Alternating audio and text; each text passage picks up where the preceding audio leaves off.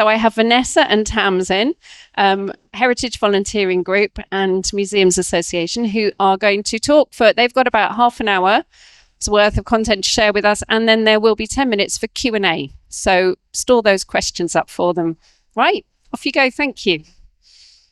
Oh, I was about to say good morning, and then I suddenly realised we've actually started this session right in the middle of the morning and the afternoon. So, hello, welcome to the Heritage Volunteering Group session on volunteer wellbeing. My name is... Ooh, that was a bit too quick. Have you changed them? Oh, okay. Okay. My name is Vanessa Theed. I'm the HV Vice Chair, and Tamsin, my wonderful colleague here as well, is a HVG board member. In our day jobs, though, I'm sure you might have come across Tamsin before, but my day job is I'm the Volunteer and Apprenticeship Strategy Manager at the Natural History Museum, bit of a mouthful, and Tamsin is our Workforce Development Lead at the Museums Association as well. Before we begin the session, just going to hopefully go back a little bit and tell you a little bit about HVG and our role in the sector. We were established in 2014 to provide a professional network to support and develop those who are responsible for volunteers. Our reach stretches across the UK, so we're not just London based, we are actually across the UK, and we now have a membership of over 600. We're closing in on the 700, but I felt it was more appropriate that we said over 600 as well. So as we enter the next 10 years, we have developed a new strategic framework to support volunteering within the sector. And as you can see here, our vision and mission, transformative volunteering, enabling the heritage sector to realise the potential of volunteering to transform organisational lives and communities. Our strategic commitments include volunteers and those that support volunteer wellbeing, which is at the centre of our work, from advocacy to organisational development and talent support, which is why I'm delighted to introduce Tamsin Russell with both hats as her role as HVG Chair and Workforce Development Lead for Museums Association, who's going to share lots of the knowledge and all the information that we've gathered together around volunteer wellbeing and how we can create a culture of care to support our volunteers, particularly those volunteering digitally and our older volunteers. Tamsin.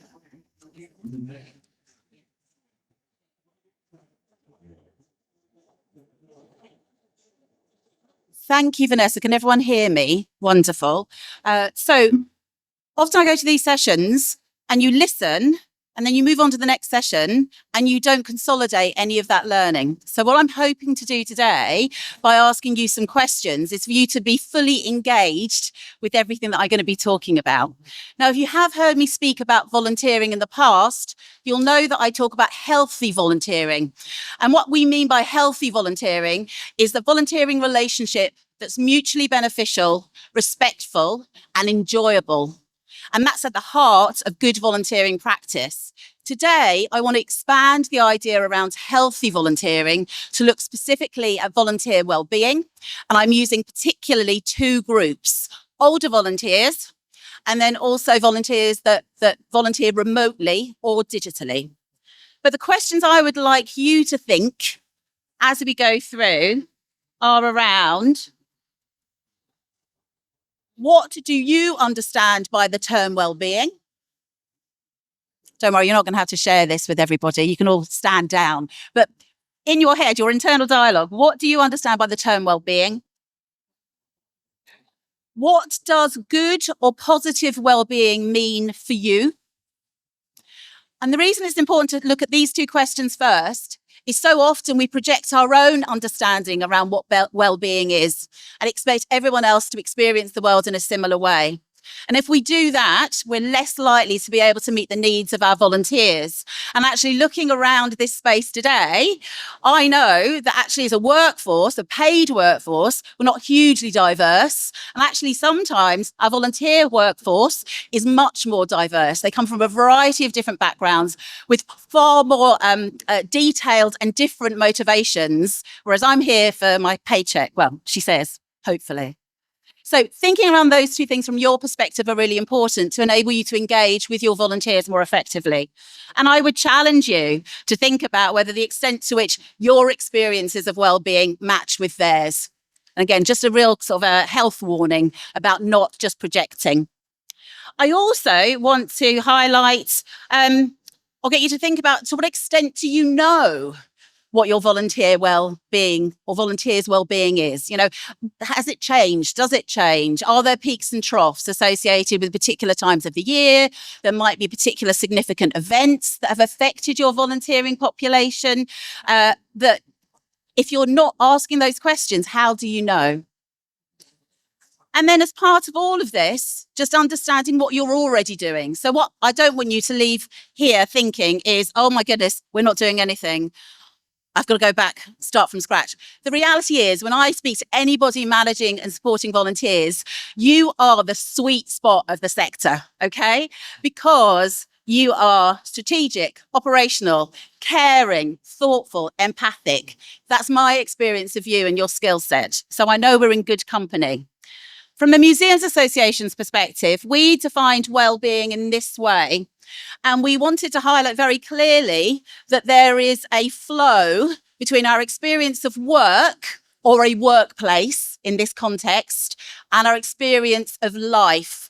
And to arbitrarily divide them and think when you're at work, you're this person, and when you're at home, that person, it's just not helpful. And it's even less helpful in the volunteering space because there's much greater flow, there's more blurry lines around that. We also wanted to make sure that whilst obviously each of us has our own response to pressure, demands, external things that are happening over here, as organisations, we still legally, as well as morally, have a duty of care for our paid staff and our volunteers. And so whilst I was at a presentation this morning where they have 1,000 volunteers, I don't know if anyone else was there this morning over in Theatre 1, but I was like, can you imagine if all of those 1,000 individual volunteers had to think about how to navigate managing their own well-being in an organisation of that size, when actually it's far more realistic and doable for the organisation to step up and to create this culture of care for all of their volunteers.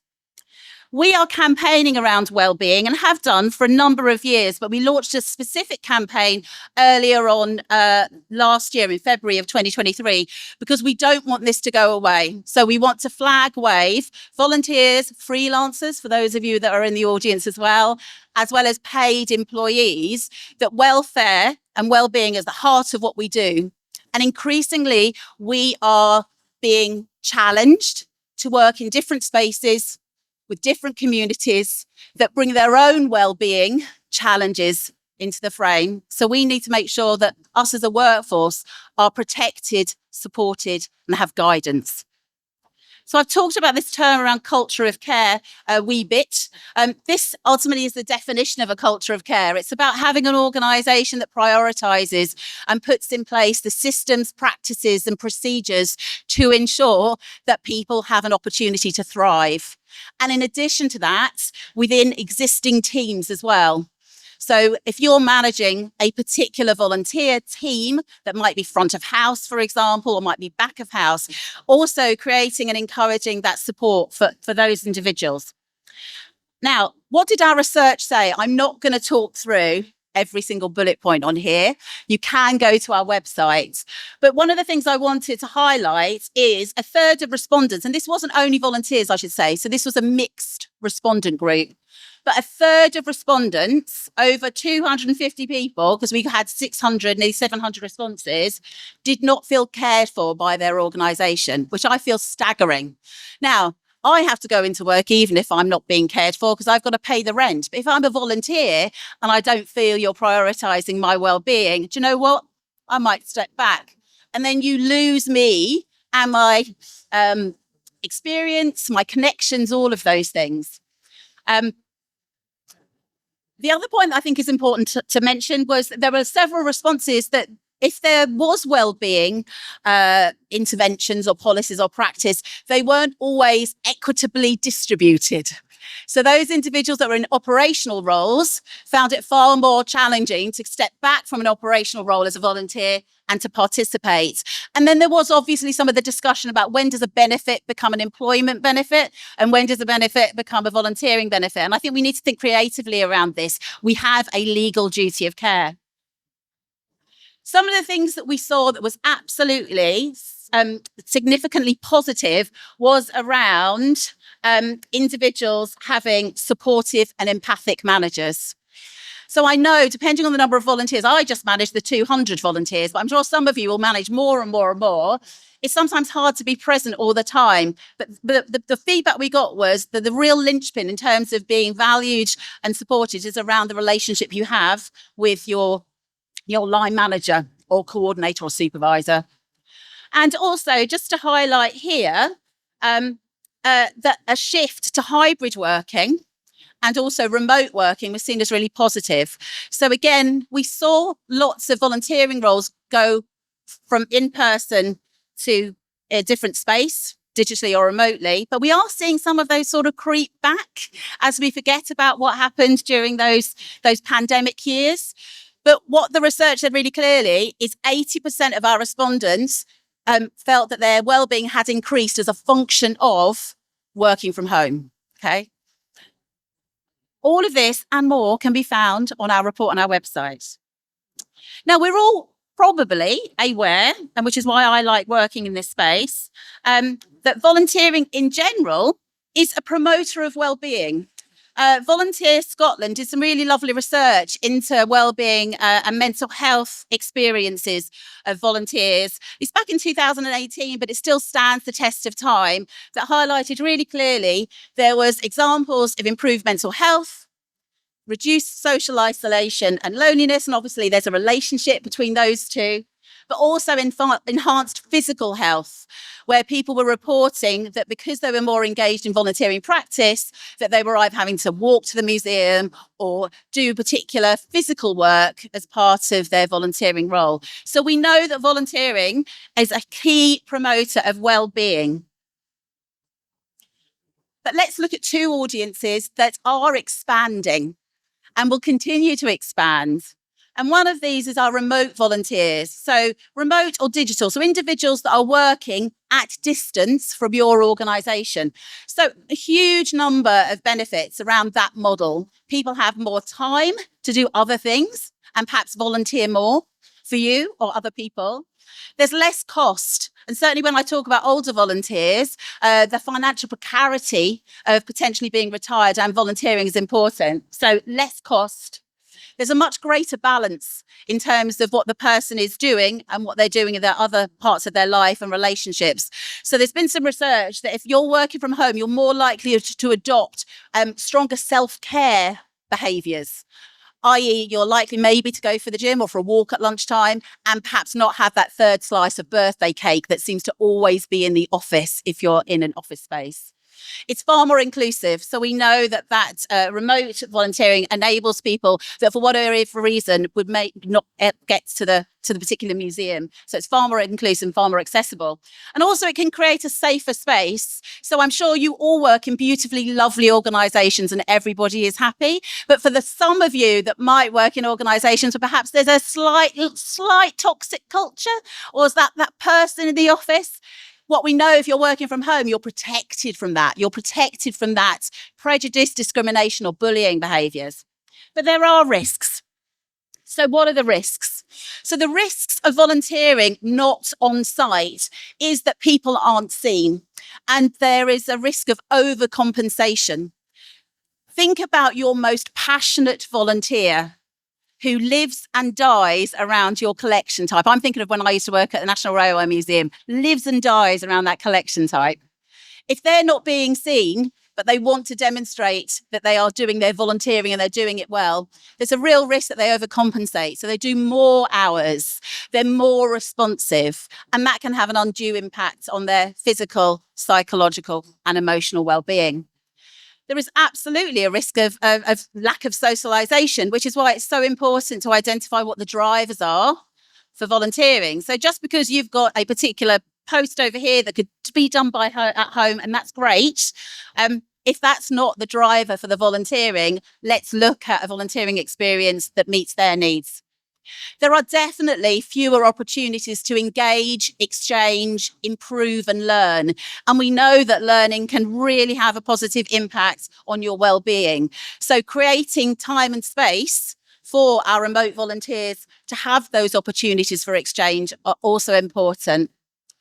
There are fewer boundaries. So people do perhaps end up doing a little bit more than they should do. And it's less easy to compartmentalize, which is great when your volunteering is going well, but less good if your volunteering is not going as well. So it then seeps into Tamsin Russell, human being, as opposed to Tamsin Russell, volunteer. When we're talking specifically about digital volunteering, so that could be a digitization project, it could be a data cleanse, whatever that might be in terms of your collections management system. We then also have to remind ourselves around the other aspects around digital poverty and digital connectivity, excessive screen time, and all the other health and safety considerations that, again, when they're not sitting next to you and you can see they're not at the right light height or level, or there's a light behind them, there are real issues. So what can we do? Key aspect for all volunteering really is to make sure you know your volunteer and identify any risk factors or social determinants that might have an impact on their well-being in general. You might want to think about formal and informal check-ins, and that again really does depend on the eye of the volunteer, whether they like that formality or whether it is slightly more laissez-faire. Virtual coffees and events can be really helpful. If they do have access to your teams, I know not everybody has access to all of our software, but maybe create a Teams channel or an instant messaging approach or a WhatsApp approach that enables people to feel connected throughout rather than only at particular points. In-person events and celebrations, and some supportive workshops. So if I'm going to be a volunteer working or volunteering remotely, what do I need to know about boundaries? What do I need to know about screen time? What do I need to know about connectivity? How do I reach out? And if you do all of these things proactively, rather than waiting for the person to already start a slippery downward slope, then you are going to have a much more productive and enthusiastic workforce and volunteering force. I want to turn my hand to older volunteers now. And again, we know huge benefits around older volunteering, a real sense of socialization that addresses the risks of loneliness, a concept of a identity. So when I eventually retire from the Museums Association, I will be one of your volunteers, I guarantee it, because my sense of identity is completely embroiled with what we do. So it enables people to keep that sense of identity, to keep that confidence around what they're doing. Sense of purpose and contribution. It also provides opportunities for people to learn. So I think sometimes when we're looking at older volunteers, we're trying to capitalize on perhaps their industry experience or a particular passion about a collection, but it's also an opportunity for them to think about learning new things that will enable them to continue to volunteer or perhaps go back to the workplace and not be, I hate this term, economically inactive. And opportunities to share their experience. You know, multi-generational volunteering teams are robust and offer fantastic experiences, but there are risks. So when we have got groups of older volunteers, by the nature of aging, I say as a 53-year-old woman, we're more likely to experience loss and bereavement. So how do we make sure that our volunteers know what's available and how we can support them if they do experience a particular close loss of a friend, relative, but also the other volunteers that they may have been volunteering with for the last 40 years. And so how do you manage that fallout? Have you got a compassionate policy? Have you got an approach? Is there a standard approach, or does it just depend on which volunteer you liked and what happened? So consistency is important. There might be additional caring responsibilities as my husband eventually ages and I may not be able to be as flexible and in the space at the same time. I could experience ageism. So some research after the pandemic around recruitment, around over 55-year-olds, felt that they had, 33% of them felt they had experienced age discrimination. And that could be as something as, oh, of course you don't know how to use WhatsApp. That's my daughter speaking, I should say. Or it could be banter, in inverted commas. I had a chat with somebody yesterday who said, we just accept we have banter in the volunteering team, and if you don't like it, then you can leave. And I was like, cards that make fun of your age, all of those things. Confidence. We know that older volunteers potentially have not been successful going back to the workplace, or their confidence is being chipped away by society in general. We have an obsession with youth, she says, as a 53-year-old woman, as well as financial precarity. So we don't know what the pensions, or we don't know what their income is like, which is why, again, at HVG, we always recommend you look at paying travel and subsistence to enable your volunteers to participate readily at no cost to themselves. What other mitigations can you do? So public commitment and policy statements around inclusion, specifically through an age-related lens. Age-friendly policies. Do you have a caring policy? Do you have a compassionate leave policy? What have you got there that makes it easy for people to know and see? Flexible shifts to enable people to utilise lower cost coming into wherever you are. If they're travelling on public transport and you're not paying their travel, please pay their travel. And also just understanding that things might change. Certainly if there's an underlying health condition, you might need to think about different reasonable adjustments. And we often think under the intersectionality between age and ableism. So thinking around what are you expecting an individual to do, and being empathic and supportive. Organisational training for others around anti-ageism to ensure that everybody feels comfortable, safe and welcomed. You might want to have standard operating procedures absolutely nailed down. And I'm thinking specifically here about volunteers that might work with big lumpy objects, moving parts. Because what you might find down the line is that there may well be health consequences of ageing that might have an impact on cognitive ability, manual dexterity. So if you already have really clear standard operating procedures and then access to health support and review, you are going to be supporting your volunteer through the process. Now, we, as part of our research, and my alarm is going to go off very shortly, have created a whole raft of other recommendations. And I recommend that you look at those as an audit, really, of your practice. And I'm not going to talk through these, but we've got something like 12, I think, written down. So committing to be a culture of care, centre wellbeing proactively. Is it part of your welcome? Is it part of a volunteer review? Is it on your team meeting? I always have wellbeing as a standard item so people know that it's not a taboo subject, and I then role model that as well. So I'm happy to tell people when I'm having a sort of a fluctuating day around what my experiences are. Making sure that in an organisation sufficient number of volunteers are available so they're not carrying too much load. And I'm not going to talk through those, but making sure accessible to all, reviewing your policies, making sure that you can potentially at exit points for volunteers. If you've got seasonal volunteers, how do you know that their wellbeing has been supported during that time? Especially when you're going to be recruiting them again, guess what, in 12 months' time. And making sure that anybody that has a role with volunteers is able to identify the signs and offer support for our volunteering population. My alarm is just going off now. So I would really recommend you go and have a look at our website, specifically about the report and the recommendations. Use it as an audit tool. Use it as a springboard for conversations with your team. And we have a whole raft of other wellbeing research that may or may not resonate with your organisation and volunteers, depending on what you do. All of this is open source. As much as I'd love you to join the Museums Association with a 20% discount today, this is all open source because this is important for the sector. And we have a wellbeing hub. We have a competency framework that talks specifically around the skills required to support and manage wellbeing. We have an individual wellbeing plan that helps people reflect on the factors that are affecting their wellbeing as opposed to somebody else's. And if you are a team manager, we also have a team wellbeing plan where you can start thinking, how am I going to put these things in place down the line?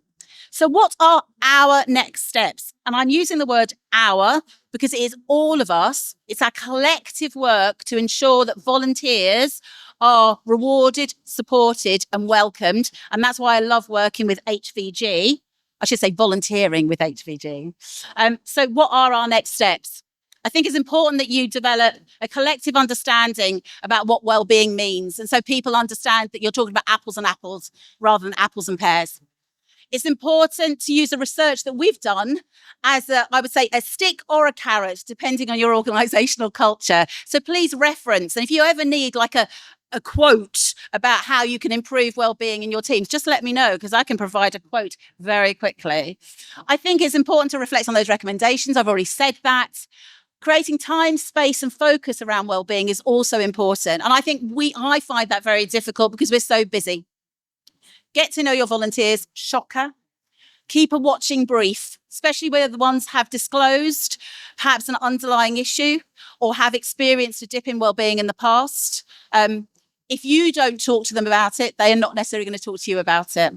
And finally, let us at HVG and Museums Association help you help them, because we know you're in a critical role, but equally we know if your well-being isn't supported, as the adage says, you can't pour from an empty cup.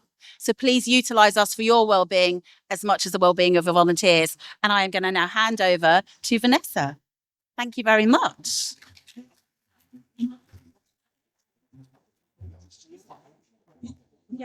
Are there any questions? Anybody got any questions that they want to ask? Hello, fantastic. Thank you both so much. Yes, any questions? And if you have, just wave at me and I'll come and bring you the mic. Brilliant. Yes. Could you please just say your name and where you're from as well? And then.